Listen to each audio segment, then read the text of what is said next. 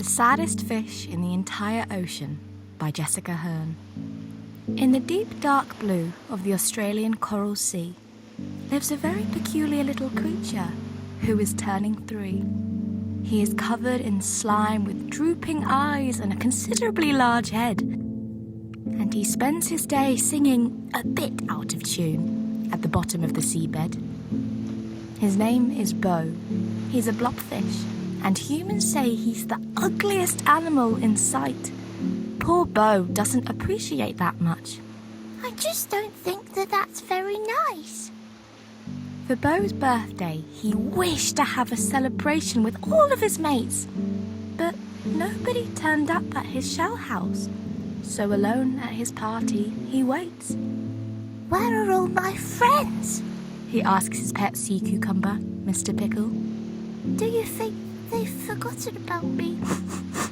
He whispers, with a sniffle. Bo looked out his window as he searched for a reason not to cry. Maybe it's because I'm so ugly they've not come. Maybe that's why. An hour passed, what seemed like forever, and Bo was getting fidgety. He stared at his watch, tapped his fin, and puffed out his cheeks miserably. He slumped into his shell chair and thought back to when he was young, of the times when his fish mates would make fun of him for looking a bit glum. He thought of all the times all of the older crabs would call him horrible names, like Droopy or Goop, and sometimes Shellbrain. Maybe that's the reason why my friends are not here. Maybe I'm just an ugly, goopy fish who should simply disappear. Bo started getting restless the more he did wait, until he got a text on his shell phone.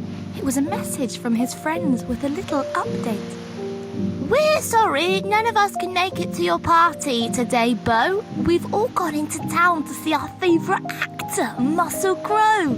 Perhaps you could join us at some point later on. Love, Sierra Snail, Clara Crab, Jerry Jellyfish, and Peter the Prawn. How very strange, Bo said to Mr. Pickle after he read the text.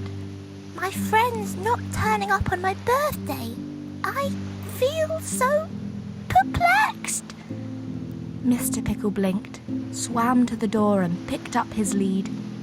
Okay, Mr. Pickle, we'll go for a walk, said Bo. After all, it's not like anyone cares if I leave. Bo left his shell house with Mr. Pickle and flapped his fins as fast as they could go. His heart felt heavy and he felt so lonely. Dear, oh dear, said Bo. As he swam with haste straight into town, Bo stopped and spotted in a square a crowd of fishies hanging around. He swam up to them to see what was all the excitement. But as he did, and the crowd saw him, they all seemed to quieten. What is it? Asked Bo, with tears in his eyes. After a moment of silence, the crowd cheered for Bo. What a surprise! Bo was very confused until he saw a familiar face within the crowd. Oh, Bo, you came! We have a surprise for you, Sierra the sea snail said, trying to be loud. Clara, Jerry, and Peter emerged, greeting Bo with a warm embrace. Bo, we got you a present, but we wanted to put it in a very special place. The gang led Bo up to the sea wall and the crowd followed excitedly to reveal a painting on the wall of a colourful fish. It was of Bo, and he gazed at it admiringly. The painting was the most beautiful thing Bo had ever seen. It was of him smiling, surrounded by coral with the most wonderful colours there has ever been. Happy birthday, Bo. We wanted to share your beauty with the whole ocean. Bo smiled the biggest smile. That's... He was filled with such emotion. Bo felt a blubber emerging in his throat as he held back the tears. That's the nicest thing I've ever seen in my whole 3 years. I always wake and wish that I looked a little different. But with friends like you and something like this, I now see that I'm magnificent. Now all the fishies swim past Beau's magnificence every single day.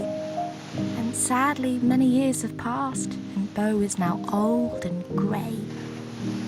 But sometimes you can see him swim and whistle a joyful, out-of-key tune about the fact, however different you are, true beauty is found within you.